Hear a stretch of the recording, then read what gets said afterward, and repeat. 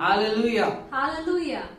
ನಿಮ್ಮೆಲ್ಲರಿಗೆ ಈ ರವಿವಾರ ಮುಂಜಾನಿನ ಆರಾಧನೆಗೆ ಯೇಸುವಿನ ಹೆಸರಲ್ಲಿ ಸ್ವಾಗತ ಮಾಡ್ತೇನೆ. ಈ ಆರಾಧನೆಯನ್ನು ಪ್ರಾರ್ಥನೆಯೊಟ್ಟಿಗೆ ನಾವೆಲ್ಲರೂ ಪ್ರಾರಂಭಿಸೋಣ. ನಾವೆಲ್ಲರೂ ನಮ್ಮ ಕಣ್ಗಳ ಮುಚ್ಚೋಣ. ಸ್ತೋತ್ರ ಕರ್ತನೆ, ನಿನಗೆ ಸ್ತೋತ್ರ. ಯೇಸುವೆ ನಿನಗೆ ಸ್ತೋತ್ರ. ಹಾಗೆ ಯಾರು ಇಲ್ಲಪ್ಪ, ಅದಕ್ಕೆ ನಿನಗೆ ಸ್ತೋತ್ರ ಹೇಳುತ್ತೇವೆ. ಅಪ್ಪ ಯೇಸುವೆ ನಿನಗೆ ಸ್ತೋತ್ರ. ಕರ್ತನೆ ನಿನಗೆ ಸ್ತೋತ್ರ. ಯೇಸುವೆ ನಿನಗೆ ಸ್ತೋತ್ರ. ಅಪ್ಪ ತಂದೆ, ಯೇಸುವಿನ ಹೆಸರು ಮುಂದೆ ಬರ್ತೇವೆ ಅಪ್ಪ. ಈ ಮುಂಜಾನಿನ ಸಮಯಕ್ಕೋಸ್ಕರ ನಿನಗೆ ನಾವು ಸ್ತೋತ್ರ ಹೇಳ್ತೇವೆ ಅಪ್ಪ. ಇಲ್ಲಿ ನಾವು ಸೇರಿ ಬಂದಿರುವಾಗ, ನಿನ್ನ ಸಭೆಯಾಗಿ ಸೇರಿ ಬಂದಿರುವಾಗ ಇವತ್ತು ನಿನ್ನ ಚಿತ್ತ ಮಾತ್ರ ಇಲ್ಲಿ ನೆರವೇರ್ತದಕ್ಕೆ ನಿನಗೆ ಸ್ತೋತ್ರ ಹೇಳ್ತೇವೆ. ಜನರನ್ನು ಯೇಸುವಿನ ಹೆಸರಲ್ಲಿ ಬಿಡುಗಡೆ ಮಾಡ್ತೇನೆ ಅಪ್ಪ. ಈ ಆರಾಧನೆಯನ್ನು ನೋಡುವಾಗ ನಿನ್ನ ಪ್ರಸನ್ನತೆ ಮತ್ತು ನಿನ್ನ ಮಹಿಮೆಯ ತೋರ್ಪಡಿಸುವಿಕೆಯನ್ನು ನಾವು ಕಣ್ಣಾರೆ ನೋಡ್ತೀವಿ. ಅದಕ್ಕೆ ನಿನಗೆ ಸ್ತೋತ್ರ ಹೇಳ್ತೇವೆ. ಈ ಆರಾಧನೆಗೆ ವಿರುದ್ಧವಾಗಿ ಹೇಳುವ ಎಲ್ಲ ಸೈತಾನನ ಕಾರ್ಯಕ್ರಿಯೆಗಳನ್ನು ಯೇಸುವಿನ ಹೆಸರಲ್ಲಿ ಬಂಧಿಸಿ ಲಯಪಡಿಸ್ತೇನೆ.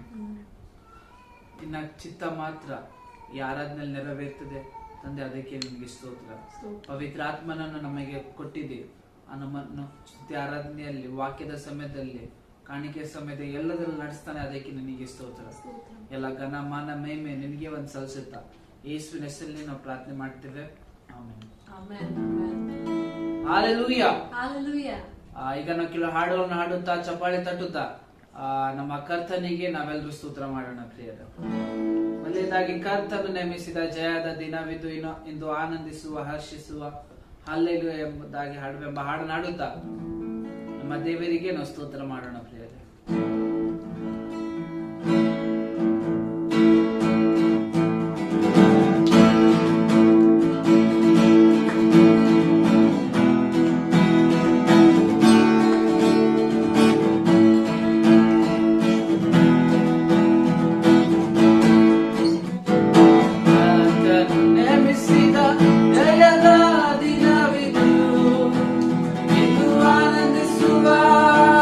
She's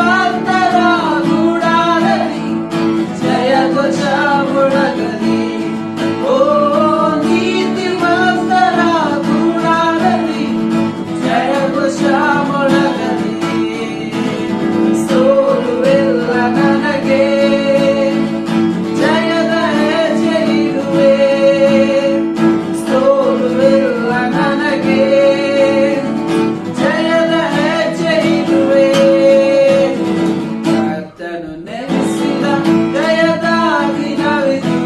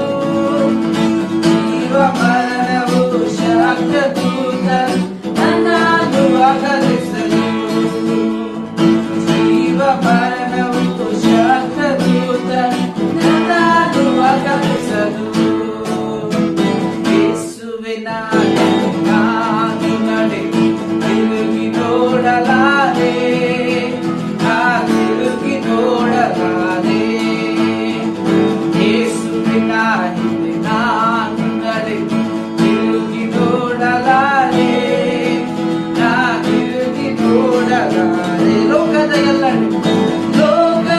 ಎಲ್ಲೆಡೆ ರಕ್ಷಕನೇ ಒಡೆಯನು ಆಗಿರಲಿ, ಲೋಕದ ಎಲ್ಲೆಡೆ ರಕ್ಷಕನೇ ಒಡೆಯನು ಆಗಿರಲಿ, ಆತ್ಮನಿಂದ ತುಂಬಿ ಸತ್ಯವ ಸಾರುವ ಸಭೆಗಳು ಹೆಚ್ಚಾಗಲಿ, ಆತ್ಮನಿಂದ ತುಂಬಿ ಸತ್ಯವ ಸಾರುವ ಸಭೆಗಳು ಹೆಚ್ಚಾಗಲಿ. ನನ್ನ ಸ್ವಂತ ದೇಶ ಯೇಸುವಿಗೆ, ನನ್ನ ಸ್ವಂತ ದೇಶ ಯೇಸುವಿಗೆ, ಯೇಸು ಮಾತ್ರ, ಯೇಸು ಮಾತ್ರವೇ ಮಾರ್ಗವೆಂಬುದು ಎಲ್ಲರಿಗೆ ತಿಳಿಸಲಿ, ಯೇಸು ಮಾತ್ರವೇ ಮಾರ್ಗವೆಂಬುದು ಎಲ್ಲರಿಗೆ ತಿಳಿಸಲಿ, ಯೇಸುವಿನ ನಾನು ನಡೆ ತಿರುಗಿ ನೋಡಲಾರೆ, ತಿರುಗಿ ನೋಡಲಾರೆ, ಯೇಸುವಿನ ಹಿಂದೆ ನಾನು ನಡೆ ತಿರುಗಿ ನೋಡಲಾರೆ, ತಿರುಗಿ ನೋಡಲಾರೆ. Hallelujah, Hallelujah. ಹಾಲೆಲೂಯಾ. Hallelujah. ಲೋಕದ ಎಲ್ಲ ಕಡೆ ಬರೀ ಯೇಸುವಿನ ಹೆಸರು ಮಾತ್ರ ಎಲ್ಲರಿಗೆ ಬಿಡುಗಡೆ ಕೊಟ್ಟಿದೆ ಪ್ರಿಯರೇ. ಆಮೆನ್. Amen. ಅದೇ ರೀತಿಯಲ್ಲಿ ನಾವು ಇನ್ನೊಂದು ಹಾಡು ಹಾಡೋಣ. ಭೂಪರ ಲೋಕದಲ್ಲಿ ನಿನ್ನ ಬಿಟ್ಟರೆ ನನಗೆ ಯಾರು ಉಂಟು, ಈ ಲೋಕದಲ್ಲಿ ನಿನ್ನ ಬಿಟ್ಟು ಬೇರೆ ಬಯಕೆ ಏನು ಉಂಟು ಎಂಬುದಾಗಿ ಈ ಹಾಡನ್ನು ಹಾಡುತ್ತಾ ನಾವೆಲ್ಲರೂ ಸೇರಿ ನಮ್ಮ ಕರ್ತನಿಗೆ ನಾವು ಸ್ತೋತ್ರವನ್ನು ಸಲ್ಲಿಸೋಣ ಪ್ರಿಯರೇ.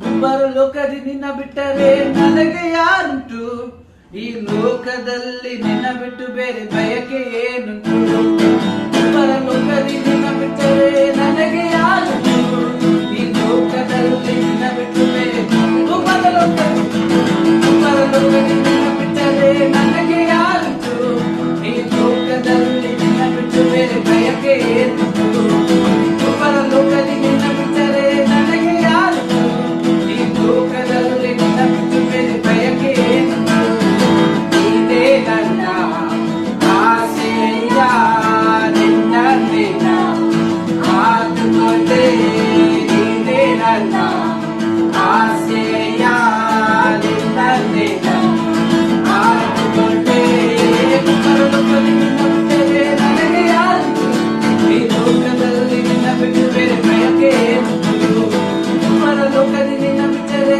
ನನಗೆ ಯಾರುಂಟು, ಈ ಲೋಕದಲ್ಲಿ ನಿನ್ನ ಬಿಟ್ಟು ಬೇರೆ ನಿನ್ನೊಂದಿಗೆ ನಿನ್ನೊಂದಿಗೆ ಎಂದೆಂದು ನಾ ಬಾಳುವೆ, ನಿನ್ನೊಂದಿಗೆ ಎಂದೆಂದು ನಾ ಬಾಳುವೆ, ಅಪ್ಪ ನನ್ನ ಬಲಗೈ ಹಿಡಿದು ನಡೆಸುವೆ, ಅಪ್ಪ ನನ್ನ ಬಲಗೈ ಹಿಡಿದು ನಡೆಸುವೆ, ಇದೇ ನನ್ನ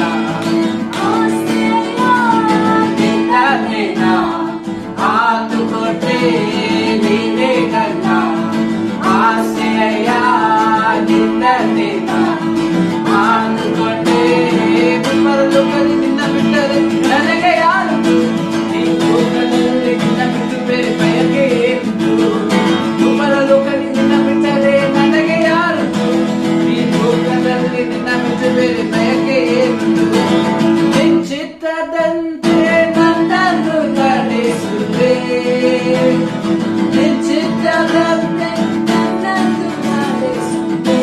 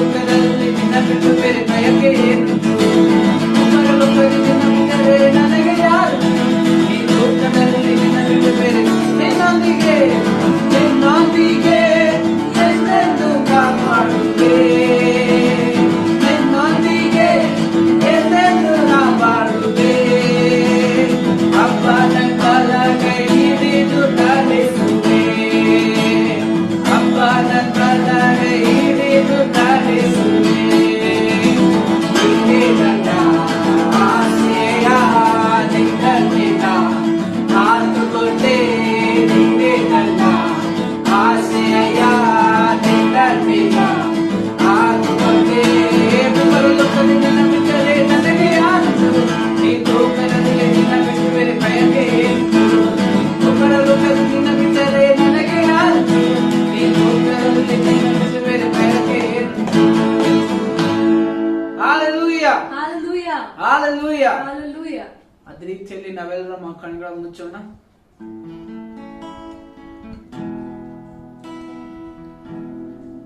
ನಮ್ಮ ಕರ್ತನಿಗೆ ನಾವೆಲ್ಲರೂ ಸೇರಿ ಸ್ತೋತ್ರಗಳನ್ನು ಹೇಳೋಣ.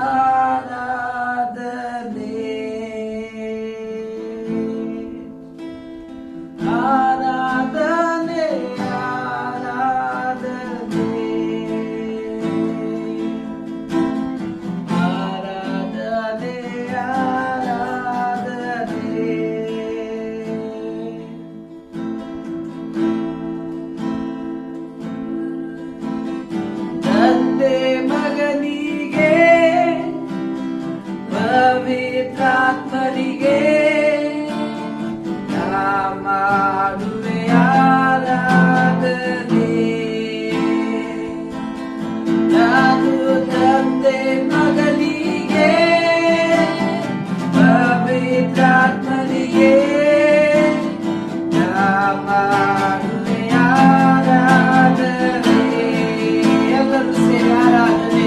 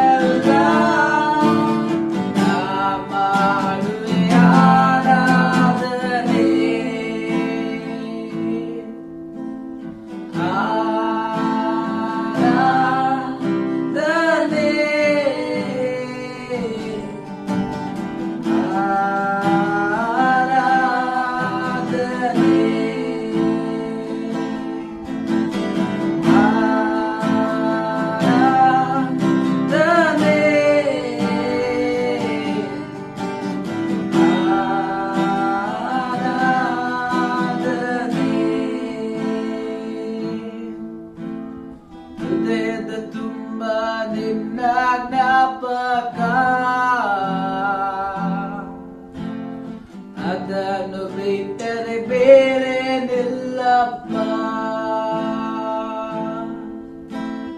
ಲೋಕವೆಲ್ಲ ಹುಡುಕಿ ನಾ ಬಂದೆ, ಎಲ್ಲೂ ಸಿಗಲಿಲ್ಲ ನಿನ್ನಂತ ತಂದೆ. ಹೃದಯದ ತುಂಬ ನಿನ್ನ ಜ್ಞಾಪಕ, ಅದನ್ನು ಬಿಟ್ಟರೆ ಬೇರೆ ನಿಲ್ಲಪ್ಪ. ಲೋಕವೆಲ್ಲ ಹುಡುಕಿ ನಾ ಬಂದೆ, ಎಲ್ಲೂ ಸಿಗಲಿಲ್ಲ ನಿನ್ನಂತ ತಂದೆ. ಕರುಣಾಮಯನೇ ಓ ಕರುಣಾಮಯನೇ, ಕರುಣಾಮಯನೇ ಓ ಕರುಣಾಮಯನೇ, ಬದುಕಿರುವ ದಿನವೆಲ್ಲ ನಾ ಮಾಡುವೆ ಆರಾಧನೆ. ನಾನು ಬದುಕಿರುವ ದಿನವೆಲ್ಲ ಮಾಡುವೆ ಆರಾಧನೆ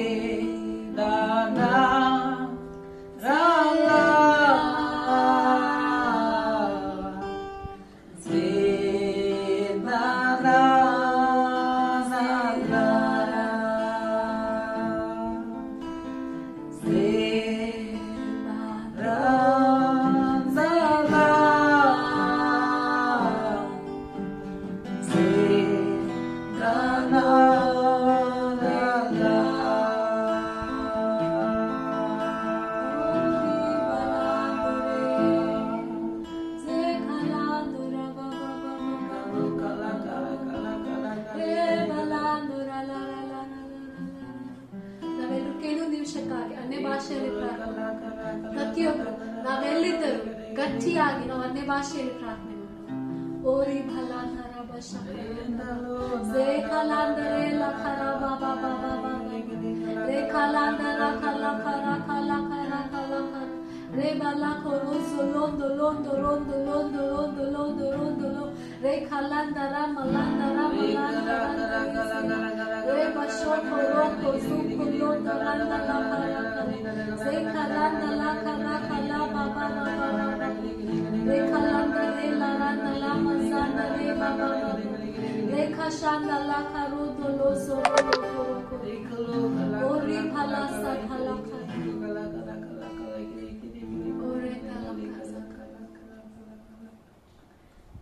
ಇವಾಗ ಈ ಆರಾಧನೆಯಲ್ಲಿ ಭಾಗಿಯಾಗಿರುವಂತ ನೀವ್ ಯಾರಾಗಿರ್ಬೋದು, ಈ ಕ್ಷಣದಲ್ಲಿ ನಿಮ್ಮ ದೇಹದಲ್ಲಿ ಯಾವುದೇ ರೋಗ, ಯಾವುದೇ ಕಾಯಿಲೆ, ಯಾವುದೇ ನೋವು ಇದ್ರೆ ಈ ಕ್ಷಣದಲ್ಲಿ ನಿಮ್ಮ ಕೈಯ ಮೇಲಕ್ಕೆದ್ರೆ, ನೀವು ಹಾಸ್ಪಿಟಲ್ ಅಲ್ಲಿ ಇರ್ಬೋದು, ಮನೆಯಲ್ಲಿರ್ಬೋದು, ನಿಮ್ಮ ಸಂಬಂಧಿಕರು ಯಾರಾದ್ರೂ ಕಾಯಿಲೆಯಲ್ಲಿ ಇರ್ಬೋದು, ಸೀರಿಯಸ್ ಆಗಿರ್ಬೋದು, ಅವ್ರಿಗಾಗಿ ಕೂಡ ನಂಬಿಕೆಯಿಂದ ನಿಮ್ಮ ಕೈಯನ್ನೆತ್ರಿ.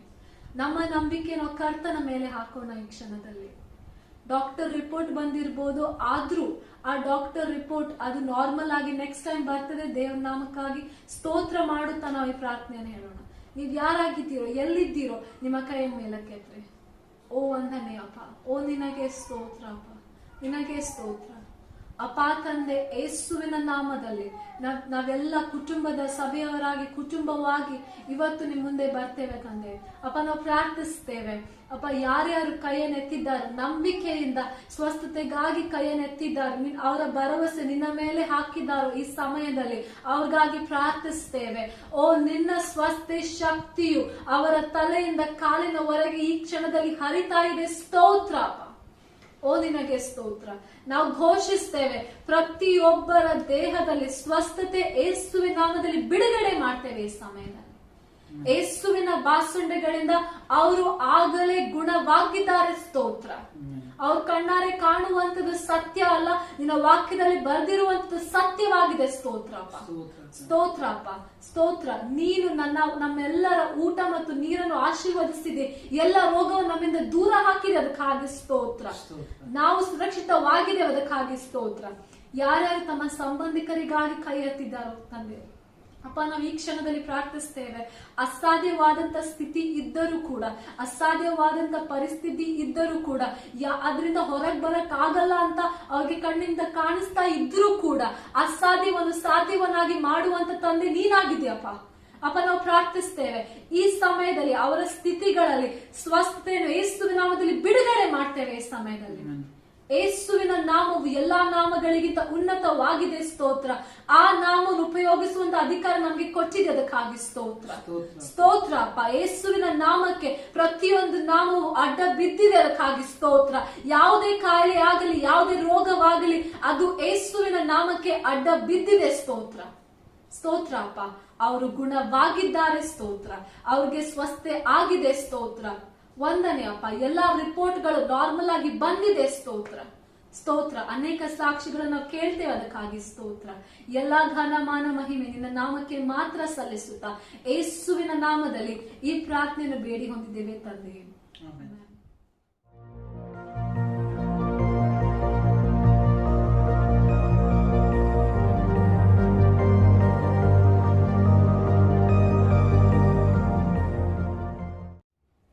Hallelujah.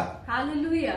Greet you all in the precious name of our Lord and Savior Jesus Christ. ನಿಮ್ಮೆಲ್ಲರನ್ನು ಯೇಸು ಕ್ರಿಸ್ತನ ಮಧುರ ನಾಮದಲ್ಲಿ ಸ್ವಾಗತಿಸುತ್ತೇವೆ. Sunday mornings I have been teaching on the series Righteousness of God. ರವಿವಾರ ಬೆಳಗ್ಗೆ ನಾನು ನೀತಿವಂತಿಕೆ, ದೇವರ ನೀತಿವಂತಿಕೆ ಎನ್ನುವ ಬೋಧನೆಯನ್ನು ಕಲಿಸ್ಕೊಂಡು ಬರ್ತಾ ಇದ್ದೇನೆ. But I stopped it for time being.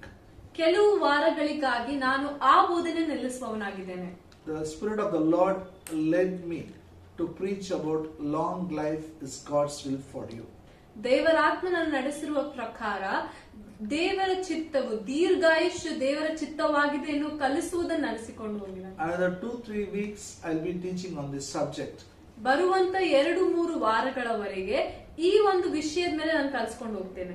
Long life is God's will for you. ದೀರ್ಘಾಯುಷ್ಯು ನಿಮಗಾಗಿ ದೇವರ ಚಿತ್ತವಾಗಿದೆ. And this message, there is urgency in my heart to preach. That's why I'm preaching Sunday morning. ಈ ಒಂದು ಸಂದೇಶ ಬಹಳ ಮುಖ್ಯವಾಗಿದೆ ಎಂದು ನನ್ನ ಹೃದಯದಲ್ಲಿ ಭಾರ ಇದೆ, ಅದಕ್ಕಾಗಿ ನಾನು ರವಿವಾರ ಬೆಳಗ್ಗೆ ಸಾರ್ತಾ ಇದ್ದೇನೆ. No one should miss it. Everyone from our church should listen. ಈ ಸಂದೇಶವನ್ನು ಯಾರು ತಪ್ಪಿಸಿಕೊಳ್ಳಬಾರದು. ನಮ್ಮ ಸಭೆಯಿಂದ ಪ್ರತಿಯೊಬ್ಬರು ಈ ಸಂದೇಶವನ್ನು ಕೇಳಲೇಬೇಕು. Even children should listen.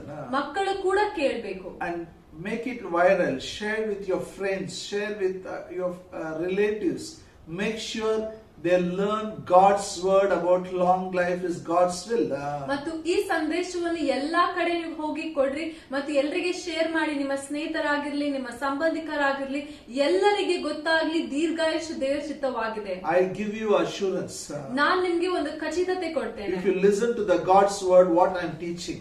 ಇವತ್ತು ನಾನು ಸಾರಕ್ಕೆ ಹೋಗುವಂತ ವಾಕ್ಯವನ್ನು ಕೇಳಿದಾಗ This revelation knowledge of God's word will not only give you a long life, it will give you a sickness free life. ಈ ದೇವರ ವಾಕ್ಯದ ಪ್ರಕಟಣೆಯು ನಿಮಗೆ ದೀರ್ಘಾಯುಷ್ಯ ಕೊಡೋದು ಮಾತ್ರವಲ್ಲದೆ ರೋಗವಿಲ್ಲದ ಜೀವನವನ್ನು ಕೂಡ ಕೊಡ್ತಿದೆ. Because sickness is not God's will. ಯಾಕೆಂದರೆ ರೋಗ ಕಾಯಿಲೆ ದೇವರ ಚಿತ್ತವಲ್ಲ. Hallelujah. Hallelujah. It will give hope for you. It will give hope for your friends and relatives. This will give hope for the nation. ಈ ಸಂದೇಶವು ನಿಮಗೆ, ನಿಮ್ಮ ಸಂಬಂಧಿಕರಿಗೆ, ಎಲ್ಲರಿಗೂ ನಿರೀಕ್ಷೆಯನ್ನು ಕೊಡ್ತಿದೆ. ಈ ದೇಶಕ್ಕೆ ನಿರೀಕ್ಷೆಯನ್ನು ತಂದು ಕೊಡ್ತಿದೆ. So what is God's will is very important. ದೇವರ ಚಿತ್ತ ಏನೆನ್ನುವಂಥದ್ದು ಬಹಳ ಮುಖ್ಯ. We have been praying for so many people, so many prayer requests. Night and day we are praying, we are weeping. But we should know while praying what is God's will. ನಾವು ಎಷ್ಟೊಂದು ಜನರಿಗಾಗಿ ಪ್ರಾರ್ಥನೆ ಮಾಡ್ತಾ ಇದ್ದೇವೆ, ನಾವು ಗೋಳಾಡ್ತಾ ಇದ್ದೇವೆ, ಕಣ್ಣೀರಿಡ್ತಾ ಇದ್ದೇವೆ, ಹಗಲು ರಾತ್ರಿ ನಾವು ಪ್ರಾರ್ಥನೆ ಮಾಡ್ತಾ ಇದ್ದೇವೆ ಎಷ್ಟೊಂದು ಜನರಿಗಾಗಿ. ಆದ್ರೆ ನಾವು ಪ್ರಾರ್ಥಿಸುವಾಗ ದೇವರ ಚಿತ್ತ ಏನು ಅಂತ ತಿಳ್ಕೊಳ್ಬೇಕು. I know so many churches are praying 24 hours. ನನಗೆ ಗೊತ್ತು ಎಷ್ಟೊಂದು ಸಭೆಯ ಜನರು ಅವರು 24 ತಾಸು ಪ್ರಾರ್ಥಿಸ್ತಾ ಇದ್ದಾರೆ. But it's paining my heart to see, even pastors are dying. ಆದ್ರೆ ನನ್ನ ಹೃದಯಕ್ಕೆ ಇಷ್ಟು ನೋವಾಗ್ತಾ ಇದೆ. ನಾನು ನೋಡ್ತಾ ಇದ್ದೇನೆ ಎಷ್ಟೊಂದು ಪಾಸ್ಟರ್ಗಳು ಕೂಡ ಅಲ್ಲಿ ತೀರ್ಕೊಂಡು ಹೋಗ್ತಾ ಇದ್ದಾರೆ. Some are telling it is a God's judgment. ಕೆಲವು ಜನರು ಹೇಳ್ತಾ ಇದ್ದಾರೆ ಇದು ದೇವರ ತೀರ್ಪು ಆಗಿದೆ. Let us learn the truth correctly. ಆದ್ರೆ ನಾವಿವತ್ತು ಸತ್ಯವನ್ನು ಸರಿಯಾಗಿ ಕಲ್ತ್ಕೊಳ್ಳೋಣ. First thing is, this time we all should pray. ಮೊದಲನೇದಾಗಿ ಏನಂದ್ರೆ ಈ ಒಂದು ಸಮಯದಲ್ಲಿ ನಾವೆಲ್ಲರೂ ಪ್ರಾರ್ಥಿಸಬೇಕು. How we should pray? ಆದ್ರೆ ನಾವು ಹೇಗೆ ಪ್ರಾರ್ಥಿಸಬೇಕು? Turn your Bible to 1 John 5th chapter verse 14 and 15. ನಾವೆಲ್ಲರೂ ನಮ್ಮ ಬೈಬಲ್ಗಳನ್ನು ತಿರುಗಿಸೋಣ. ಮೊದಲನೇ ಯೋಹಾನ 5ನೇ ಅಧ್ಯಾಯ 14-15. 1 John 5th chapter verse 14 and 15. ಮೊದಲನೇ ಯೋಹಾನ 5ನೇ ಅಧ್ಯಾಯ 14-15. And this is the confidence that we have in him, that if we ask anything according to his will, he heareth us. And if we know that he hears us, whatsoever we ask, we know that we have the petitions that we desired of him. ನಾವು ದೇವರ ಚಿತ್ತಾನುಸಾರವಾಗಿ ಏನಾದರೂ ಬೇಡಿಕೊಂಡರೆ ಆತನು ನಮ್ಮ ವಿಜ್ಞಾಪನೆಯನ್ನು ಕೇಳುತ್ತಾನೆಂಬ ಭರವಸೆಯು ಆತನ ವಿಷಯವಾಗಿ ನಮಗುಂಟು. ನಾವು ಏನು ಬೇಡಿಕೊಂಡರೂ ಆತನು ನಮ್ಮ ವಿಜ್ಞಾಪನೆಯನ್ನು ಕೇಳುತ್ತಾನೆಂಬುದು ನಮಗೆ ಗೊತ್ತಾಗಿದ್ದರೆ ನಾವು ಬೇಡುವುದವುಗಳನ್ನು ಆತನಿಂದ ನಮಗೆ ದೊರೆತವೆಂಬುದು ನಮಗೆ ಗೊತ್ತಾಗಿದೆ. Hallelujah. Hallelujah. This is the confidence we have in him. ನಮಗೆ ಆತನಲ್ಲಿ ಈ ಭರವಸೆ ಇದೆ. What is the confidence? ಯಾವ ಭರವಸೆ? If we pray anything according to his will, he hears us and he answers our prayers.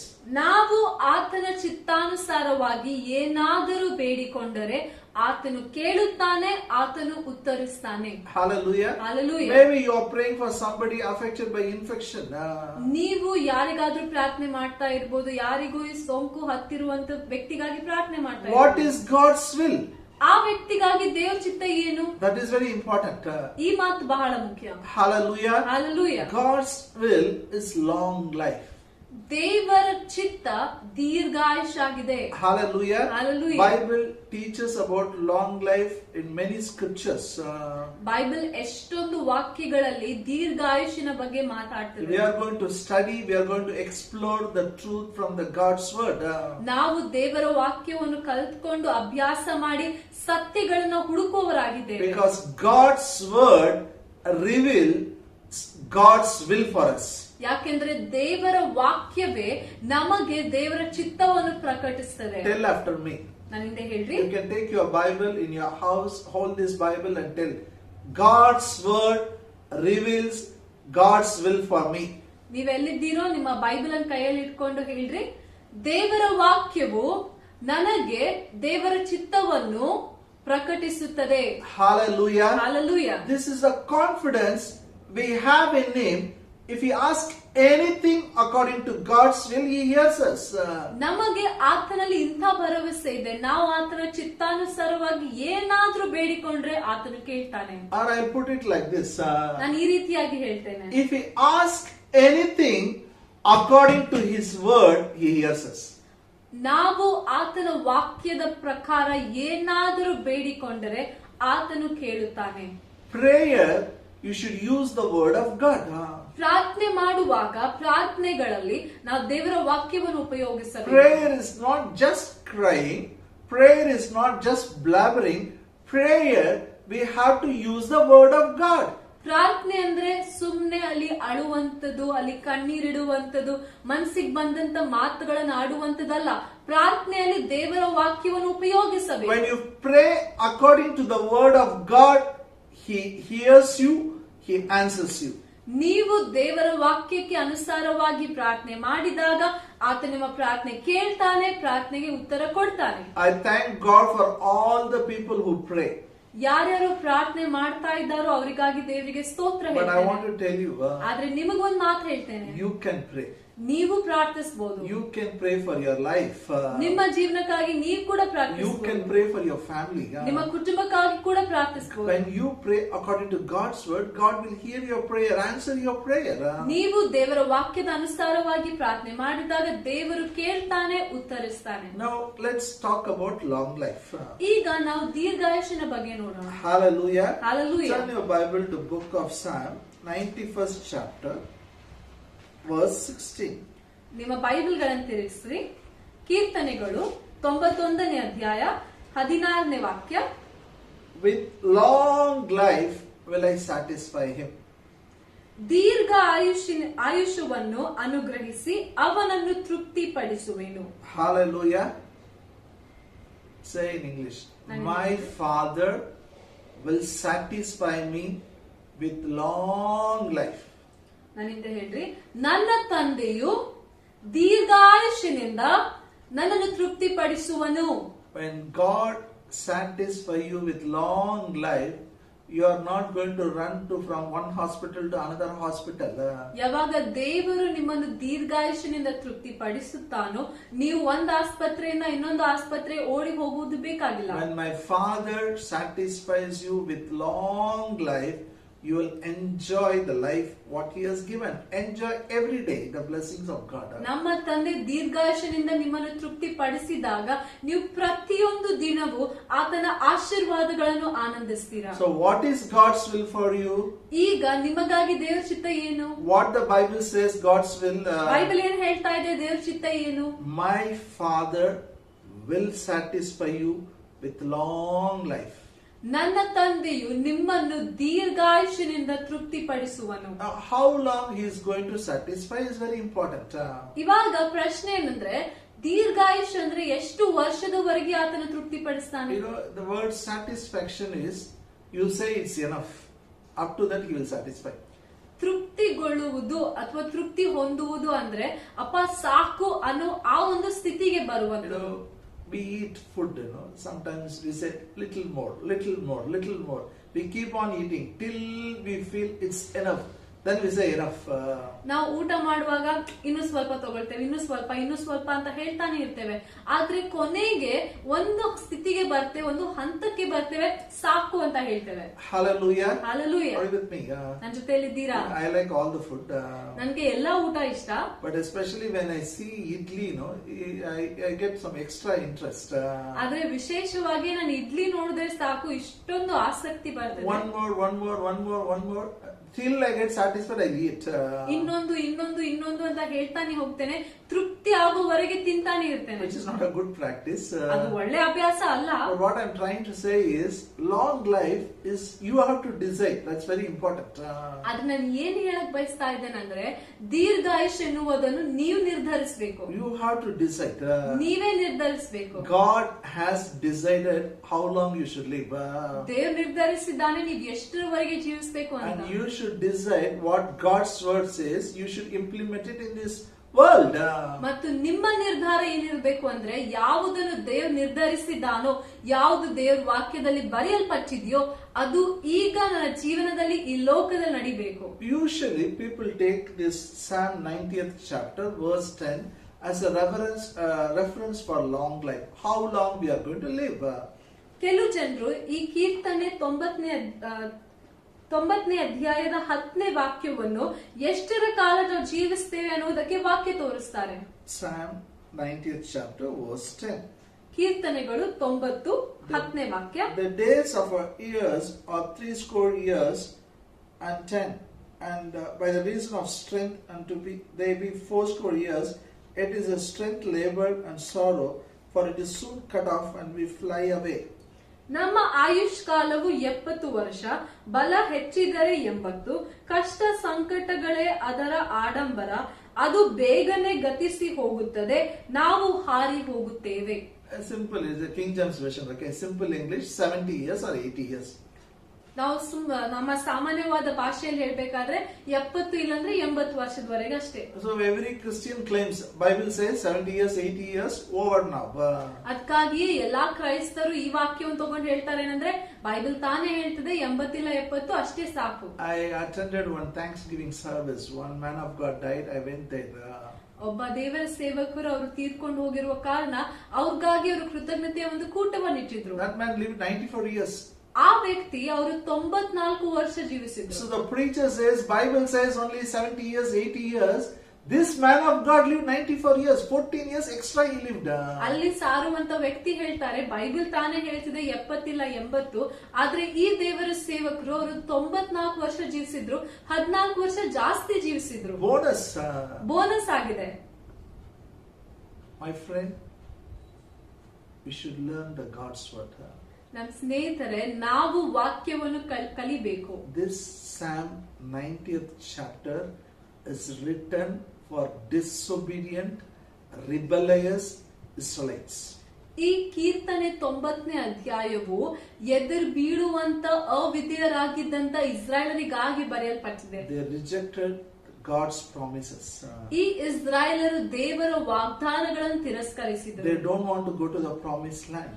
ಅವರು ಅಲ್ಲಿ ವಾಗ್ದಾನದ ಪ್ರದೇಶಕ್ಕೆ ಹೋಗಬಾರದು ಅಂತ ಬಯಸಿದ್ರು. That generation died in the wilderness. ಆ ಸಂತಾನವು ಅರಣ್ಯ ಭೂಮಿಯಲ್ಲೇ ಅವ್ರು ತೀರ್ಕೊಂಡು So ಹೋದ್ರು. this word is written for them. It is not for you and me. ಈ ವಾಕ್ಯವು ನಿಮ್ಗಾಗಿ ನಂಗಾಗಿ ಅಲ್ಲ, ಆದ್ರೆ ಆ ಇಸ್ರಾಯೇಲರಿಗಾಗಿ ಇತ್ತು. And the one who has written this psalm is Moses. He lived 120 years. ಈ ಕೀರ್ತನೆಯನ್ನು ಬರೆದ ವ್ಯಕ್ತಿ ಆತನು ಮೋಶೆ ಆಗಿದ್ದಾನೆ. ಮೋಶೆ 120 ವರ್ಷ ಜೀವಿಸಿದ. I'm going to teach you all those things we are going to study in the days to come. How he lived, what he did, what we should do, everything I'm going to teach. ಬರುವಂತ ದಿನಗಳಲ್ಲಿ ನಾನು ಕಲಿಸ್ತೇನೆ, ಹೇಗೆ ಮೋಶೆ ಜೀವಿಸಿದನು, ಏನೆಲ್ಲ ಮಾಡಿದ್ನು, ದೀರ್ಘಾಯುಷ್ಯ ಏನು, ಎಲ್ಲವನ್ನು ಕಲಿಸ್ತೇನೆ. And today it's only introduction. ಇವತ್ತು ನಾನು ಪರಿಚಯವನ್ನು ಮಾತ್ರ ಕೊಡ್ತಾ First ಇದ್ದೀನಿ. thing you should decide how long you should live in this earth. What is God's will for you? ಮೊದಲನೇದಾಗಿ ನಿಮ್ಮ ಮನಸ್ಸಲ್ಲಿ ನೀವು ನಿರ್ಧಾರ ಮಾಡ್ಕೊಳ್ಬೇಕು, ನಾನು ಈ ಭೂಮಿಯಲ್ಲಿ ಎಷ್ಟರವರೆಗೆ ಜೀವಿಸಬೇಕು, ದೇವರ ಚಿತ್ತ ಏನಾಗಿದೆ. Genesis 6th chapter verse 3. ಆದಿಕಾಂಡ 6ನೇ ಅಧ್ಯಾಯ 3ನೇ ವಾಕ್ಯ. And the Lord said, My spirit shall not always strive with man, for that he also is a flesh, yet his days shall be 120 years.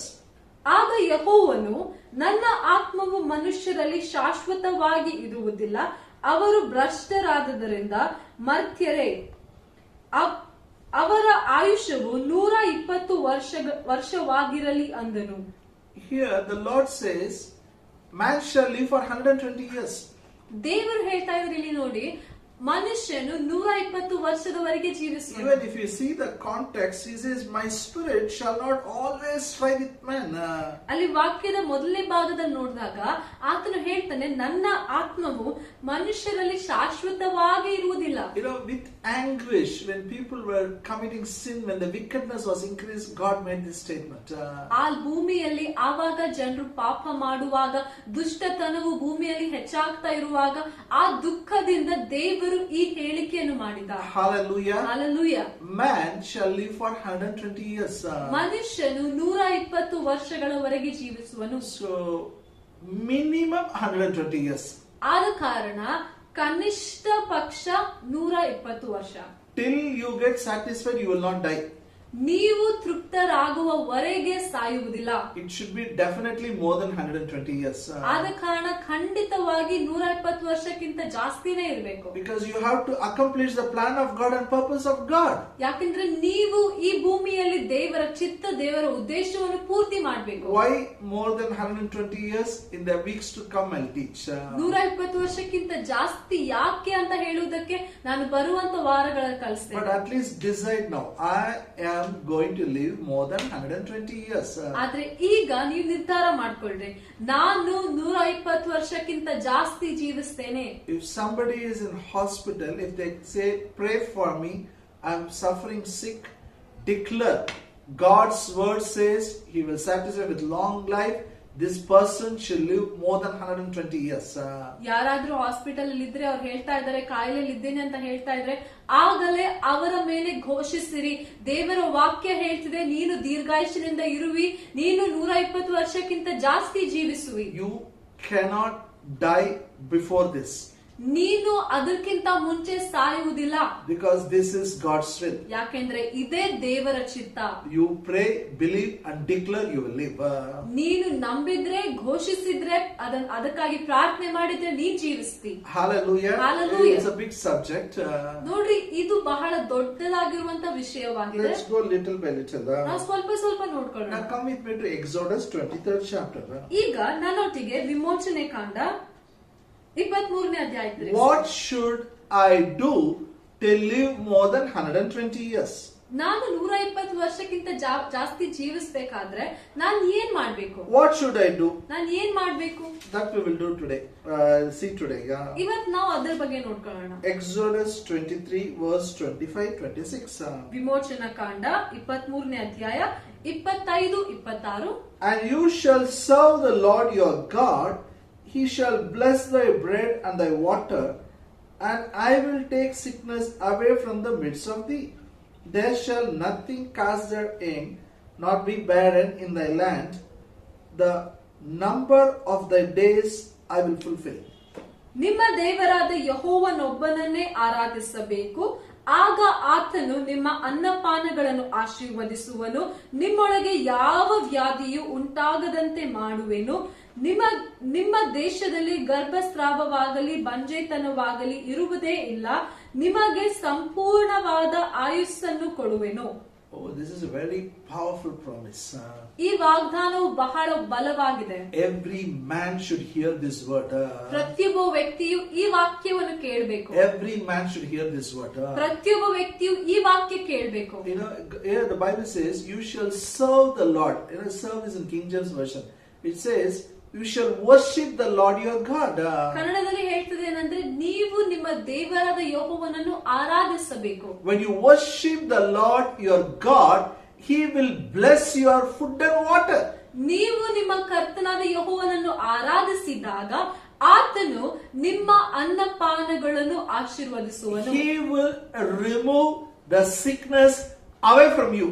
ನಿಮ್ಮೊಳಗಿಂದ ವ್ಯಾಧಿಯನ್ನು, ರೋಗವನ್ನು ಆತನು ಹೊರಗೆ ತೆಗೆಯುವನು, ಉಂಟಾಗದಂತೆ ಮಾಡುವನು. Hallelujah. Hallelujah. Say in English, as a family, we will worship the Lord.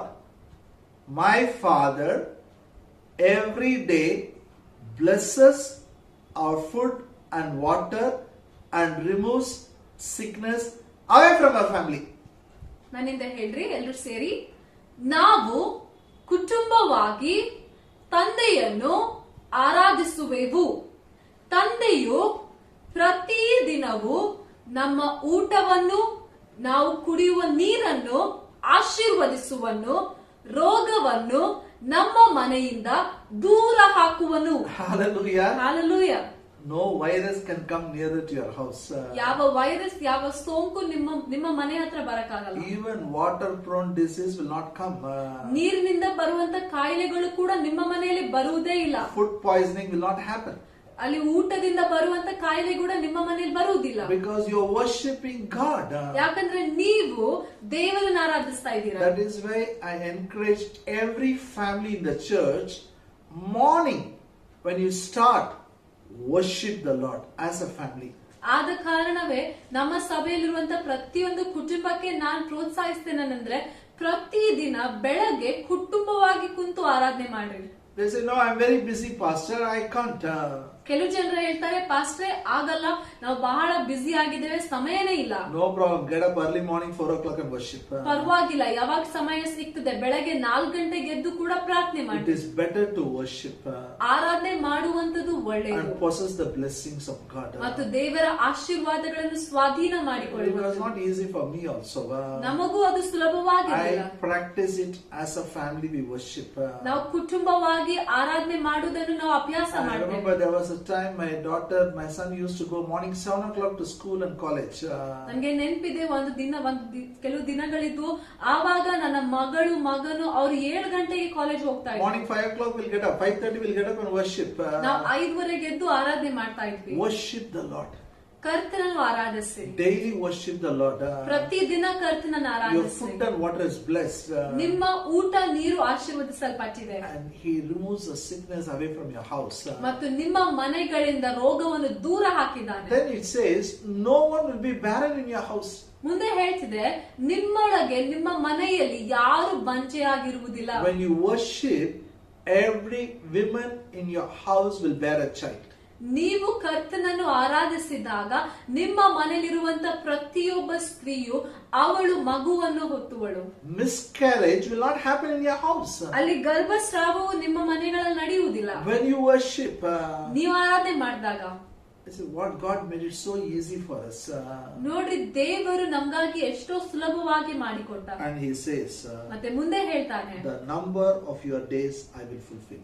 ನಿಮಗೆ ಸಂಪೂರ್ಣವಾದ ಆಯುಷ್ಯನ್ನು ಕೊಡುವೆನು. God says, I will fulfill that long life, what I have promised you. ನಾನು ವಾಗ್ದಾನ ಮಾಡಿದಂತ ದೀರ್ಘಾಯುಷ್ಯನನ್ನು ನಾನು ಪೂರ್ತಿಗೊಳಿಸುವೆನು. When you worship, ನೀವು ಆರಾಧನೆ ಮಾಡಿದಾಗ no one will die soon in your house. ನಿಮ್ಮ ಮನೆಯಲ್ಲಿ ಯಾರು ಬೇಗನೆ ಸಾಯುವುದಿಲ್ಲ. Worship the Lord. ಕರ್ತನನ್ನು ಆರಾಧಿಸಿ. Shall we make it as a discipline to worship as a family every day.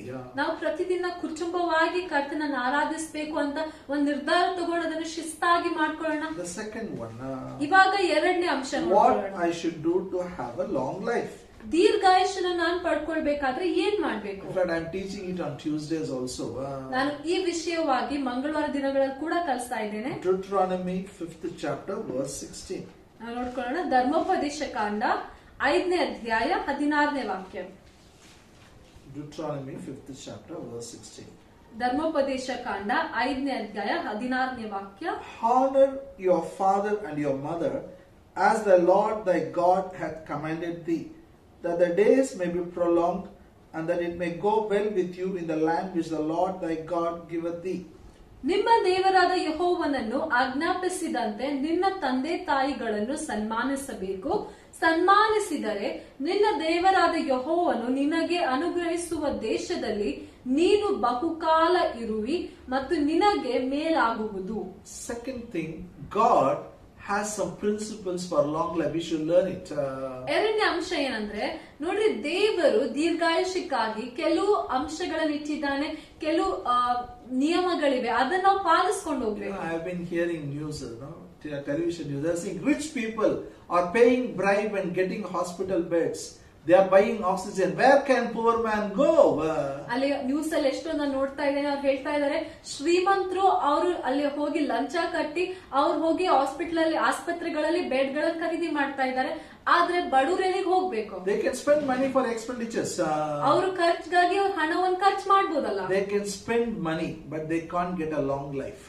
ನೋಡ್ರಿ, ಶ್ರೀಮಂತರು ಅವರು ಹಣವನ್ನು ಖರ್ಚು ಮಾಡಬಹುದು, ಆದ್ರೆ ದೀರ್ಘಾಯುಷ್ಯನು ಪಡ್ಕೊಳಕ್ ಆಗಲ್ಲ. No man can give a long life. ಯಾವ ಮನುಷ್ಯನು ದೀರ್ಘಾಯುಷ್ಯನು ಕೊಡುವುದಕ್ಕಾಗೋದಿಲ್ಲ. But here the Bible says the poorest man can have a long life. ಆದ್ರೆ ಬೈಬಲ್ ಹೇಳ್ತಾ ಇದೆ ಅತಿ ಬಡವ ವ್ಯಕ್ತಿ ಕೂಡ ದೀರ್ಘಾಯುಷ್ಯನು ಪಡಿಬಹುದು. All he has to do is honor his father and mother. ಆತನ ಏನ್ ಮಾಡ್ಬೇಕು?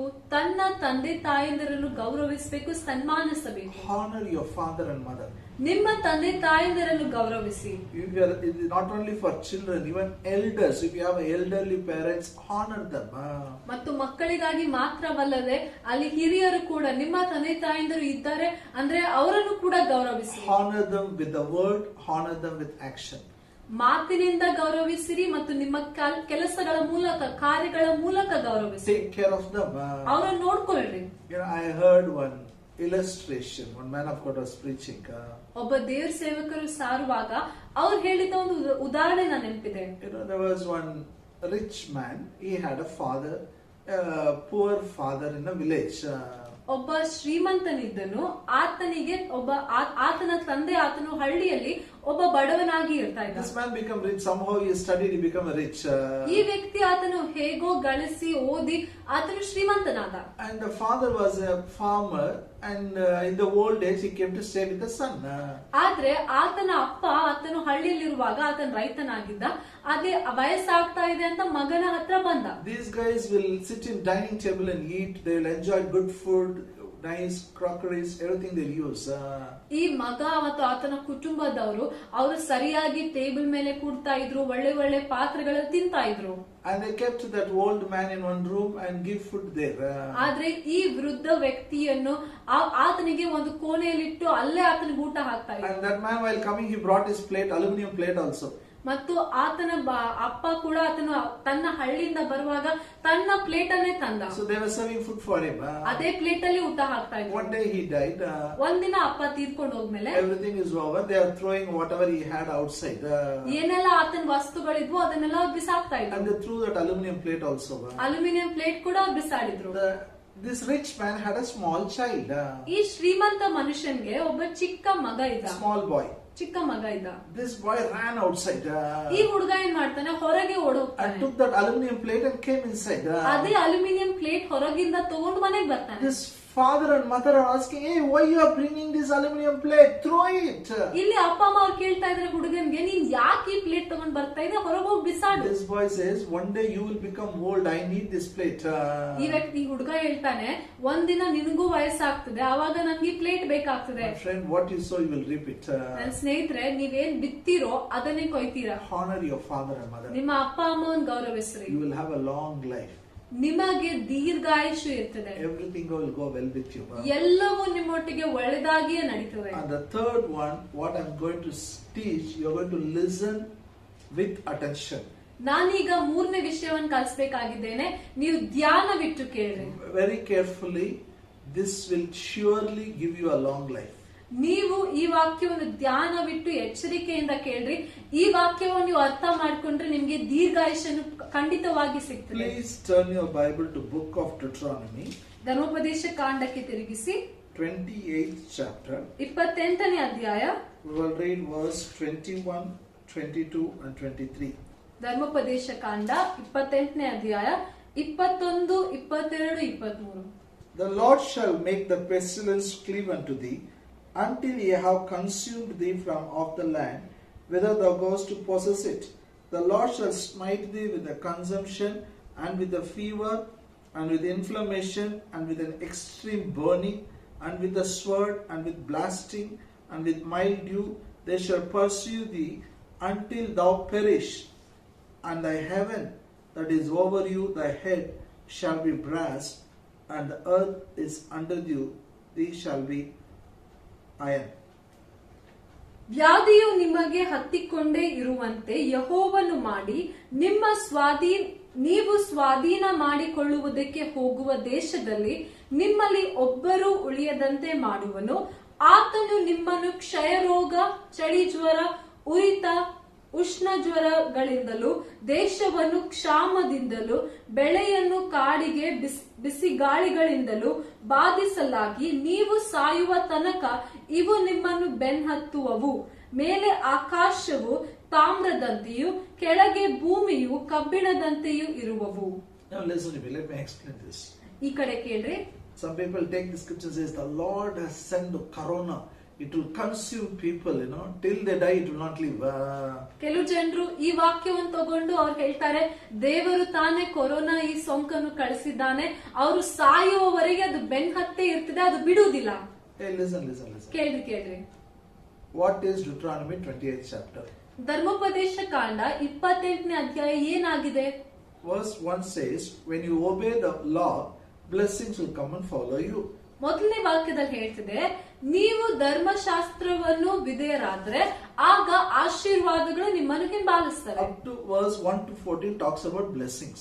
28ನೇ ಅಧ್ಯಾಯದ ಮೊದಲನೇ ವಾಕ್ಯದಿಂದ 14ನೇ ವಾಕ್ಯದವರೆಗೆ ಎಲ್ಲಾ ಆಶೀರ್ವಾದಗಳ ಬಗ್ಗೆ ಬರೆಯಲ್ಪಟ್ಟಿದೆ. From verse 15 it says, when you don't obey, all these curses will come upon you.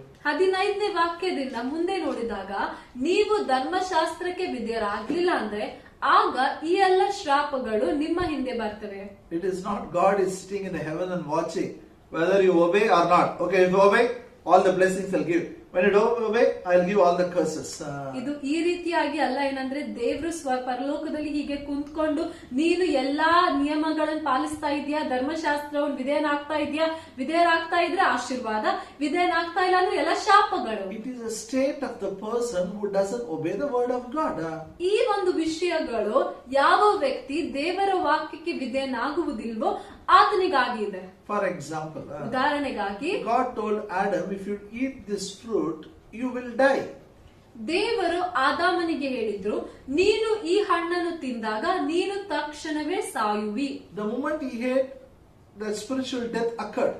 ಯಾವ ಕ್ಷಣ ಆದಾಮನು ಆ ಹಣ್ಣನ್ನು ತಿಂದನೋ ಆಗ ಆತ್ಮಿಕವಾಗಿ ಆತನು ಸತ್ತನು. Because of sin, death came. ಪಾಪದ ಕಾರಣ, ಪಾಪದ ಮೂಲಕ ಅಲ್ಲಿ ಮರಣ ಬಂತು. And the condition of the person has become bad. ಮತ್ತು ಮನುಷ್ಯನ ಸ್ಥಿತಿಯು ಇನ್ನು ಕೀಳಾಗಿ ಹೀನಾಯವಾಗಿ. Because of that, God had to put him out of Garden of Eden. ಆದ ಕಾರಣವೇ ದೇವರು ಆದಾಮನನ್ನು ಆ ಏದೆನ್ ತೋಟದಿಂದ ಹೊರಗೆ ಹಾಕಬೇಕಾಗಿದೆ. Now he has to work hard. ಈಗ ಆದಾಮನು ಹೊರಗೆ ಹೋದ್ಮೇಲೆ ಆತನು ಕಷ್ಟ Thorns ಪಡ್ಬೇಕಾಗಿತ್ತು. and thistles came. ಅಲ್ಲಿ ಆ ಭೂಮಿಯಲ್ಲಿ ಎಷ್ಟೊಂದು ಮುಳ್ಳು ಗಿಡಗಳು ಬಂದವು. Sorrow came upon him. ಆತನ ಮೇಲೆ ದುಃಖವು He has to ಬಂತು. sweat for his bread. ಆದಾಮನು ತನ್ನ ಊಟಕ್ಕಾಗಿ ಅಲ್ಲಿ ಬೆವರು It is ಸುರಿಸಬೇಕಾಗಿತ್ತು. not God decided after he committed sin.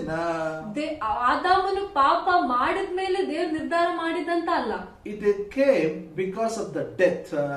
ಅಲ್ಲಿ ಆದಾಮನ ಮೂಲಕ, ಮರಣದ ಮೂಲಕ ಇದೆಲ್ಲ It ಬಂತು. came because of the separation from God. ಆದಾಮನು ದೇವರಿಂದ ದೂರ ಆಗಿರುವ ಕಾರಣ ಇದೆಲ್ಲ It ಬಂತು. is not God cursed Adam, it is a state. God is telling him what is going to happen to him. ದೇವರು ಆದಾಮನಿಗೆ ಶಾಪವನ್ನು ಕೊಟ್ಟದಂತಲ್ಲ, ಆದ್ರೆ ದೇವರು ಆದಾಮನಿಗೆ ಹೇಳಿದ್ರು, ನೀನು ಇದನ್ನು ಮಾಡಿರುವ ಕಾರಣ ಇದೆಲ್ಲ ನಿನಗೆ ಆಗ್ತದೆ. So don't take Deuteronomy 28 and curse people and say this is a judgment of God on you. ಧರ್ಮೋಪದೇಶ ಕಾಂಡ 28ನೇ ಅಧ್ಯಾಯದ ವಾಕ್ಯಗಳನ್ನು ತಗೊಂಡು ಜನರಿಗೆ ಹೇಳ್ಬೇಡ್ರಿ, ಇದು ದೇವರ ಶಾಪ ನಿನ್ನ ಮೇಲೆ ಬಂದಿದೆ, This is judgment of God. ಇದು ದೇವರ ತೀರ್ಪಾಗಿದೆ. Let's weep, let's cry. ನಾವು ಗೋಳಾಡ್ಬೇಕು, ನಾವು ಅಳ್ಬೇಕು, ಕಣ್ಣೀರ್ ಸುರಿಸ್ಬೇಕು. Hey, listen. ಇಲ್ಲ ಇಲ್ಲ ಕೇಳ್ರಿ, None of these curses will come upon you. ಇಲ್ಲಿ ಇರುವಂತ ಯಾವುದೇ ಶಾಪಗಳು ನಿಮ್ಮ ಮೇಲೆ ಬರುವುದಿಲ್ಲ. Do you know why? ಯಾಕೆ ಗೊತ್ತಾ? Galatians 3rd chapter. ನಾವು ನೋಡ್ಕೊಳ್ಳೋಣ. ಗಲಾತ್ಯದವರಿಗೆ ಬರೆದ ಪತ್ರಿಕೆ 3ನೇ ಅಧ್ಯಾಯ Verse 13 and 14. 13-14. Christ has redeemed us from the curse of the law, being made a curse for us, for it is written, Cursed is everyone that hangeth on a tree, that the blessings of Abraham might come on Gentiles through Jesus Christ, that we might receive the promise of the Spirit through faith. ಗಲಾತ್ಯದವರಿಗೆ 3ನೇ ಅಧ್ಯಾಯ 13-14. ಅಬ್ರಹಾಮನಿಗೆ ಉಂಟಾದ ಆಶೀರ್ವಾದವು ಕ್ರಿಸ್ತ ಯೇಸುವಿನಲ್ಲಿ ಅನ್ಯ ಜನರಿಗೆ ಉಂಟಾಗುವಂತೆಯೂ, ದೇವರು ವಾಗ್ದಾನ ಮಾಡಿದ ಆತ್ಮನು ನಮಗೆ ನಂಬಿಕೆಯ ಮೂಲಕ ದೊರಕುವಂತೆಯೂ, ಕ್ರಿಸ್ತನು ನಮ್ಮ ನಿಮಿತ್ತ ಶಾಪವಾಗಿ ಧರ್ಮಶಾಸ್ತ್ರದಲ್ಲಿ ಹೇಳಿರುವ ಎಲ್ಲಾ ಶಾಪದೊಳಗಿಂದ ನಮ್ಮನ್ನು ಬಿಡಿಸಿದ್ದನು. ಮರಕ್ಕೆ ತೂಗು ಹಾಕಲ್ಪಟ್ಟ ಪ್ರತಿಯೊಬ್ಬನು ಶಾಪಗ್ರಸ್ತನು ಎಂದು ಶಾಸ್ತ್ರದಲ್ಲಿ ಬರೆದದೆಯಲ್ಲ. God made Jesus Christ as a curse for us. ನಮಗಾಗಿ ದೇವರು ಯೇಸು ಕ್ರಿಸ್ತನನ್ನು ಶಾಪಗ್ರಸ್ತನಾಗಿ ಮಾಡಿಸಿದನು. Because Bible says, Cursed is everyone that hangeth on a tree. ಯಾಕಂದ್ರೆ ಬೈಬಲ್ ಹೇಳ್ತಿದೆ, ಮರಕ್ಕೆ ತೂಗು ಹಾಕಲ್ಪಟ್ಟ ಪ್ರತಿಯೊಬ್ಬನು When ಶಾಪಗ್ರಸ್ತನು. Jesus died on the cross, he became a cursed. He took all the curse on him. ಯಾವಾಗ ಯೇಸು ಸ್ವಾಮಿ ಆತನು ಶಿಲುಬೆ ಮೇಲೆ ಸತ್ತನು, ಆಗ ಆತನು ನಮ್ಮೆಲ್ಲರ ಪರವಾಗಿ ಎಲ್ಲ ಶಾಪವನ್ನು ತಗೊಂಡ ಶಾಪಗ್ರಸ್ತನಾದ. Do you know why? ಯಾಕೆ ಗೊತ್ತಾ? To redeem you and me from the curse of the law. ಯಾಕೆಂದ್ರೆ ನಿಮ್ಮನ್ನು ನನ್ನನ್ನು ಆ ಧರ್ಮಶಾಸ್ತ್ರದ ಶಾಪದೊಳಗಿಂದ ಬಿಡಿಸುವ ಕಾರಣ. You know, Deuteronomy we read, plague will come upon you, it will finish you. It will not allow you to live, it will kill you. Fever will come, inflammation will come. You know, and it says, the heaven will be like a brass, earth will be elements. There will be no help for you from God and from man. ನಾವು ಧರ್ಮೋಪದೇಶ ಕಾಂಡ 28ನೇ ಅಧ್ಯಾಯ ಓದ್ಕೊಂಡ್ವಿ. ಏನಂದ್ರೆ ವ್ಯಾಧಿಯು ನಿಮ್ಮ ಮೇಲೆ ಬಂದಾಗ ನಿನ್ನನ್ನು ಬೆನ್ನು ಹತ್ತುವುದು, ಅಲ್ಲಿ ಜ್ವರಗಳು ಬರುವಂತದಾಗಿರುವಂತದ್ದು ಮತ್ತು ಪರಲೋಕವು ತಾಮ್ರದಂತ ಆಗುವುದು, ನಿಮಗೆ ಯಾವ ಕಡೆಯಿಂದಲೂ ಸಹಾಯ ಸಿಗುವುದಿಲ್ಲ. That curse says it will kill you, it will finish you. ಆ ಶಾಪ ಹೇಳ್ತಿದೆ, ಅದು ನಿಮ್ಮ ಕಥೆಯನ್ನು ಮುಗಿಸ್ತದೆ. No one can help you. ನಿಮಗೆ ಯಾರು ಸಹಾಯ ಮಾಡಕ್ಕಾಗಲ್ಲ. From heaven also you will not get help, from earth also you will not get help. ಪರಲೋಕದಿಂದಲೂ ಭೂಮಿಯಿಂದಲೂ ನಿಮಗೆ ಸಹಾಯನೇ ಸಿಗಲ್ಲ. From God also you will not get help, from man also you will not get help. ದೇವರಿಂದಲೂ ಮನುಷ್ಯರಿಂದಲೂ ನಿಮಗೆ ಸಹಾಯ ಸಿಗುವುದಿಲ್ಲ. Today, and I see the news, man is helpless. ಈಗ ನಾವು news ನೋಡಿದಾಗ ಮನುಷ್ಯರು ಅಸಹಾಯಕರಾಗಿದ್ದಾರೆ. Helpless. ಅಸಹಾಯಕವಾದ Doctors are ಸ್ಥಿತಿಯಲ್ಲಿದ್ದಾರೆ. struggling, nurses are struggling, government is struggling. Everyone wants to do their best. Still there is no help for man. ಅಲ್ಲಿ ಡಾಕ್ಟರ್ಗಳಾಗಲಿ, ನರ್ಸ್ಗಳಾಗಲಿ, ಸರ್ಕಾರವಾಗಲಿ ಎಲ್ಲರೂ ಅಸಹಾಯಕ ಸ್ಥಿತಿಯಲ್ಲಿದ್ದಾರೆ.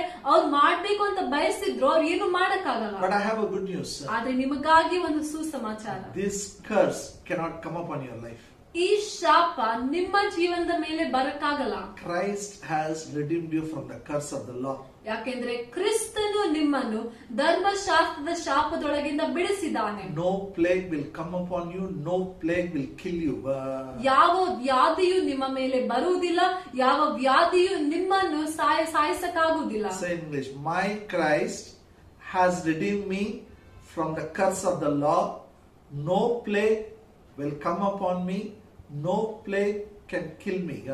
ಮನೆಯಿಂದ ಹೇಳ್ರಿ, ನನ್ನ ಕ್ರಿಸ್ತನು ಧರ್ಮಶಾಸ್ತ್ರದ ಶಾಪದೊಳಗಿಂದ ನನ್ನನ್ನು ಬಿಡಿಸಿದ್ದಾನೆ, ಆದ ಕಾರಣ ಯಾವ ವ್ಯಾಧಿಯು ನನ್ನ ಹತ್ತಿರ ಬರುವುದಿಲ್ಲ, ಯಾವ ವ್ಯಾಧಿಯು ನನ್ನನ್ನು ಕೊಲ್ಲುವುದಕ್ಕಾಗುವುದಿಲ್ಲ. Say it now. My Christ has redeemed my family from the curse of the law. No family member of mine will get infection and no one will die by this infectious diseases. ನನ್ನಿಂದ ಹೇಳ್ರಿ, ನನ್ನ ಕ್ರಿಸ್ತನು ನನ್ನ ಕುಟುಂಬವನ್ನು ಧರ್ಮಶಾಸ್ತ್ರದ ಶಾಪದೊಳಗಿಂದ ಬಿಡಿಸಿದ್ದಾನೆ, ನನ್ನ ಕುಟುಂಬದಲ್ಲಿರುವ ಪ್ರತಿಯೊಬ್ಬ ವ್ಯಕ್ತಿಗೂ ಯಾವ ವ್ಯಕ್ತಿಗೂ ಈ ಒಂದು ಕೀಟಾಣು ಬರುವುದಿಲ್ಲ, ಈ ಇನ್ಫೆಕ್ಷನ್ ಬರುವುದಿಲ್ಲ, ಯಾರು ಸಾಯುವುದಿಲ್ಲ. You have to tell with your mouth. ಈ ವಾಕ್ಯವು ನಿಮ್ಮ ಬಾಯಿಂದ You ಹೇಳ್ಬೇಕು. have to dream this scripture. ಈ ವಾಕ್ಯವು ನೀವು ಕನಸು ಕಾಣ್ಬೇಕು. Keep saying it again and again. ನೀವು ಇದನ್ನು ಪದೇ ಪದೇ ಹೇಳ್ತಾನೆ ಇರ್ಬೇಕು. I'm telling you, because Christ has redeemed you from the curse of the law, somehow from somewhere someone will come and help you. ನಿಮ್ಮನ್ನು ಕ್ರಿಸ್ತನು ಧರ್ಮಶಾಸ್ತ್ರದ ಶಾಪದಿಂದ ಬಿಡಿಸಿರುವ ಕಾರಣ ಎಲ್ಲಿಂದಾದ್ರೂ ಯಾರಾದ್ರೂ ಬಂದು ನಿಮಗೆ ಸಹಾಯ ಮಾಡ್ತಾರೆ. Hallelujah. Hallelujah. Say it. My Christ has redeemed me from the curse of the law. Somehow, from somewhere, someone will come and help me. ನನ್ನಿಂದ ಹೇಳ್ರಿ, ನನ್ನ ಕ್ರಿಸ್ತನು ಧರ್ಮಶಾಸ್ತ್ರದ ಶಾಪದೊಳಗಿಂದ ನನ್ನನ್ನು ಬಿಡಿಸಿರುವ ಕಾರಣ ಎಲ್ಲಿಂದಾದರೂ ಹೇಗಾದರೂ ಯಾರಾದರೂ ಬಂದು ನನಗೆ ಸಹಾಯ ಮಾಡ್ತಾರೆ. Dying soon is not God's will. ಬೇಗನೆ ಸಾಯುವಂತದ್ದು ದೇವ್ರ ಚಿತ್ತ ಅಲ್ಲ. Dying soon is not a blessing, it is a curse. ಬೇಗ ಸಾಯುವಂತದ್ದು ಅದು ಆಶೀರ್ವಾದ ಅಲ್ಲ, It ಶಾಪವಾಗಿದೆ. will not come on your life. ಅದು ನಿಮ್ಮ ಜೀವನದ ಮೇಲೆ It will ಬರುವುದಿಲ್ಲ, not come on your family. ನಿಮ್ಮ ಕುಟುಂಬದ ಮೇಲೆ ಬರುವುದಿಲ್ಲ. Because Christ has redeemed you from all the curses. ಯಾಕೆಂದ್ರೆ ಕ್ರಿಸ್ತನು ನಿಮ್ಮನ್ನು ಎಲ್ಲಾ ಶಾಪಗಳಿಂದ ಬಿಡಿಸಿದ್ದಾನೆ. It is God's will you should live more than 120 years. ನೀವು 120 ವರ್ಷಕ್ಕಿಂತ ಜಾಸ್ತಿ ಜೀವಿಸಬೇಕು ಅಂತ ದೇವರ ಚಿತ್ತವಾಗಿದೆ. We are going to study the Bible, what all Bible says about health and long life. ಅಲ್ಲಿ ದೀರ್ಘಾಯುಷ್ಯನ ಬಗ್ಗೆ ಮತ್ತು ಆರೋಗ್ಯದ ಬಗ್ಗೆ ಏನೆಲ್ಲ ಬೈಬಲ್ ಹೇಳ್ತಿದೆ ಅಂತ ನಾವು ಕಲ್ತ್ಕೊಂಡು So ಹೋಗೋಣ. this is a God's will. ಇದೇ ನಿಮ್ಗಾಗಿ ದೇವರ ಚಿತ್ತವಾಗಿದೆ. God, my Father will satisfy with long life. ನನ್ನ ತಂದೆ ದೀರ್ಘಾಯುಷ್ಯನಿಂದ ತೃಪ್ತಿ ಪಡಿಸುವನು. When he says satisfies, no sickness, no medicine. ತೃಪ್ತಿ ಪಡಿಸ್ತಾನೆ ಅಂದ್ರೆ ಏನರ್ಥ? ಯಾವುದೇ ಕಾಯಿಲೆ ಇಲ್ಲ, ಯಾವುದೇ ರೋಗ ಇಲ್ಲ. Don't think about which hospital I should go. ಎಂದು ಯೋಚನೆ ಮಾಡಬೇಡಿ ನಾನು ಯಾವ ಹಾಸ್ಪಿಟಲ್ ಹೋಗ್ಬೇಕು Think ಅಂತ. about this Father who will satisfy you with long life. ಈ ತಂದೆಯ ಬಗ್ಗೆ ಯೋಚನೆ ಮಾಡ್ರಿ, ಯಾರು ನಿಮ್ಮನ್ನು ದೀರ್ಘಾಯುಷ್ಯನಿಂದ ತೃಪ್ತಿ ಪಡಿಸ್ತಾನೆ. Shall we pray? ಪ್ರಾರ್ಥನೆ ಮಾಡಿಕೊಳ್ಳೋಣ. Abba Father, in Jesus' name, ಅಪ್ಪ ತಂದೆ ಯೇಸುವಿನ I ನಾಮದಲ್ಲಿ pray for all those who hear. ಯಾರ್ಯಾರು ವಾಕ್ಯ ಕೇಳ್ತಾ ಇದ್ದಾರೋ ಅವ್ರಿಗಾಗಿ Open ಪ್ರಾರ್ಥಿಸ್ತೇನೆ. their eyes of understanding. ಅವರ ತಿಳುವಳಿಕೆಯ ಕಣ್ಣುಗಳಂತೆ Everyone will live a long life. ಪ್ರತಿಯೊಬ್ಬರು ದೀರ್ಘಾಯುಷ್ಯನ ಜೀವನ You will ಜೀವಿಸ್ತಾರೆ. satisfy them with long life. ಪ್ರತಿಯೊಬ್ಬರನ್ನು ದೀರ್ಘಾಯುಷ್ಯನಿಂದ ತೃಪ್ತಿ They will ಪಡಿಸಿ. live more than 120 years. ಪ್ರತಿಯೊಬ್ಬರು 120 ವರ್ಷಕ್ಕಿಂತ ಜಾಸ್ತಿ ಜೀವಿಸ್ತಾರೆ. Till they are satisfied, till they accomplish the plan of God and purpose of God in life. ದೇವರ ಯೋಜನೆ, ದೇವರ ಉದ್ದೇಶವನ್ನು ಅವರು ಪೂರ್ತಿ ಮಾಡುವವರೆಗೆ. This is God's will. ಇದೇ ದೇವರ I ಚಿತ್ತವಾಗಿದೆ. pray, we pray today, we are going to receive it. ನಾವಿವತ್ತು ಪ್ರಾರ್ಥನೆ ಮಾಡ್ತಾ ಇದ್ದೇವೆ, ನಾವು ಹೊಂದಿಕೊಳ್ತೇವೆ. I declare no one will die soon in the name of Jesus. ನಾನು ಘೋಷಿಸ್ತೇನೆ, ಯಾರು ಬೇಗ ಸಾಯುವುದಿಲ್ಲ ಯೇಸುವಿನ ನಾಮದಲ್ಲಿ. I declare no one who has put faith in you will die because of this virus in the name of Jesus. ನಿನ್ನಲ್ಲಿ ನಂಬಿಕೆ ಹಾಕಿರುವಂತ ಯಾವ ವ್ಯಕ್ತಿಯು ಈ ವೈರಸ್ಸಿನ ಮೂಲಕ ಸಾಯುವುದಿಲ್ಲ ಯೇಸುವಿನ ನಾಮದಲ್ಲಿ. Because your word is true. ಯಾಕಂದ್ರೆ ನಿನ್ನ ವಾಕ್ಯವು ಸತ್ಯವಾಗಿದೆ. Heaven and earth can fail, your word can never fail. ಭೂಮಿ ಆಕಾಶವು ಅಳಿದು ಹೋದರೂ ನಿನ್ನ ವಾಕ್ಯವು ಅಳಿಯುವುದಿಲ್ಲ. Thank you for your precious word. ನಿನ್ನ ಅಮೂಲ್ಯವಾದ ಶ್ರೇಷ್ಠವಾದ ವಾಕ್ಯಕ್ಕಾಗಿ ವಂದನೆ. In Jesus' name we pray. ಯೇಸುವಿನ ನಾಮದಲ್ಲಿ ಪ್ರಾರ್ಥಿಸ್ತೇವೆ. Amen. Amen. Okay, let me make some announcements. ನಾವು ಕೆಲವು ಪ್ರಕಾಶನೆಗಳನ್ನು ಕೇಳೋಣ. I wanted to, you heard the message I want you to share with your friends. ಇವತ್ತು ನೀವು ವಾಕ್ಯವನ್ನು ಕೇಳಿದ್ದೀರಲ್ಲ, ಈ ವಾಕ್ಯವನ್ನು ಇನ್ನೊಬ್ಬರೊಟ್ಟಿಗೆ I ಹಂಚಿಕೊಳ್ಳಿ. want you to type or write down this confessions. Do it daily. ಇವತ್ತು ನಾವು ಕಲ್ತಿರುವಂತ ಅರಿಕೆಗಳನ್ನ ನೀವು ಬರ್ಕೊಳ್ರಿ, ಪ್ರತಿದಿನ ಹೇಳ್ರಿ. This should become a part of your imagination. ಈ ವಾಕ್ಯಗಳು ನಿಮ್ಮ ಊಹೆಯಲ್ಲಿ ಅದು ಭಾಗಿಯಾಗಲಿ. You will never have a doubt or fear, about what's happening outside. ಹೊರಗಡೆ ಏನಲ್ಲಿ ನಡೀತಾ ಇದೆಯೋ ಅದರ ಬಗ್ಗೆ ನಿಮ್ಮಲ್ಲಿ ಭಯ ಇರುವುದಿಲ್ಲ, ಸಂಶಯ You ಇರುವುದಿಲ್ಲ. will never doubt God's word. ಎಂದಿಗೂ ನೀವು ದೇವರ ವಾಕ್ಯವನ್ನು ಸಂಶಯ ಪಡಲ್ಲ. Hallelujah. Hallelujah. And make it viral so that people get blessed. ಮತ್ತು ಎಲ್ರಿಗೆ ಹಂಚಿಕೊಳ್ಳ್ರಿ, ಎಲ್ಲರೂ ಆಶೀರ್ವಾದ ಹೊಂದುವಂತೆ. But Tuesdays and Saturdays, my messages will be available for you. ಮತ್ತು ಮಂಗಳವಾರ ದಿನ, ಶನಿವಾರ ದಿನ ನಿಮ್ಗಾಗಿ ಸಂದೇಶವು ಇಲ್ಲೇ ಸಿಗ್ತದೆ.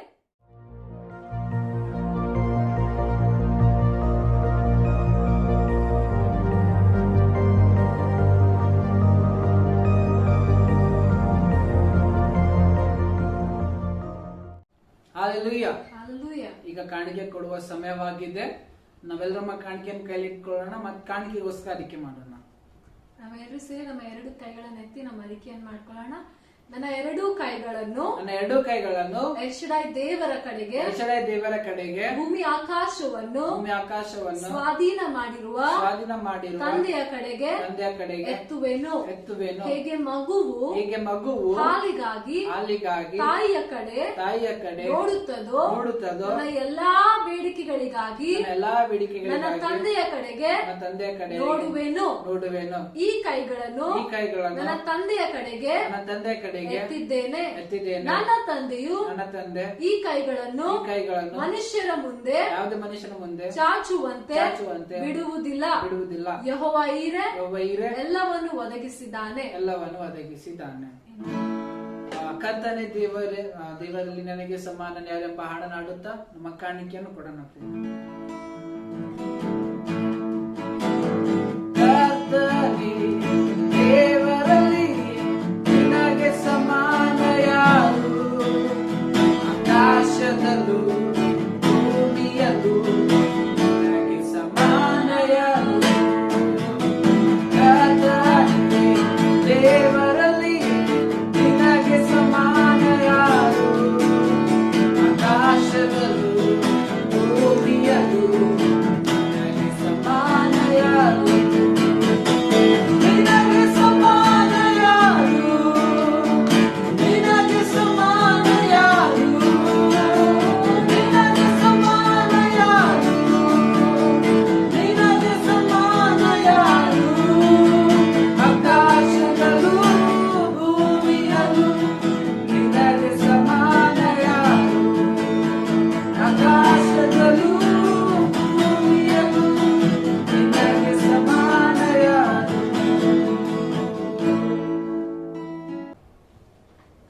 Hallelujah. Hallelujah. It's time to pray for tithes and offerings. ಕಾಣಿಕೆ ಮತ್ತು ದಶಾಂಶಗಳಿಗಾಗಿ ಪ್ರಾರ್ಥನೆ ಮಾಡೋಣ. People call me and ask, how can I give you offerings? How can I give you tithes? ಕೆಲವು ಜನರು ಕಾಲ್ ಮಾಡಿ ಕೇಳ್ತಾರೆ, ನಮ್ಮ ಕಾಣಿಕೆ, ನಮ್ಮ ದಶಾಂಶ ನಿಮ್ಗೆ ಹೇಗೆ ಕಳಿಸ್ಬೇಕು? You can send it through Google Pay or Phone Pay to my number. The number will be displayed in the screen.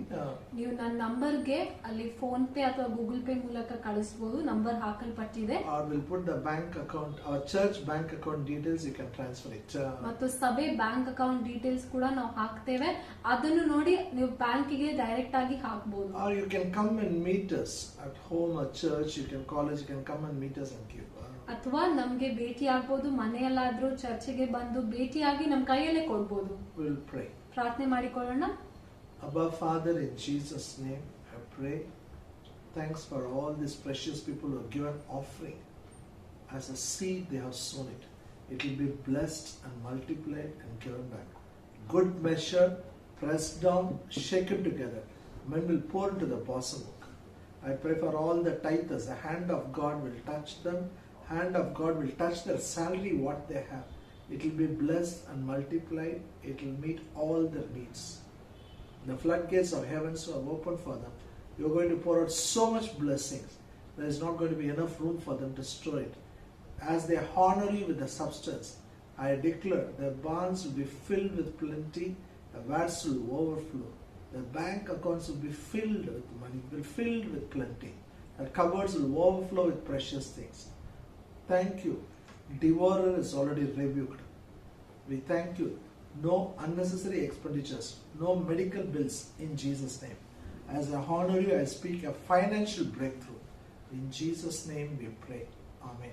May the grace of our Lord Jesus Christ, love of the Father, and the sweet fellowship of the Holy Spirit be with us now and forever.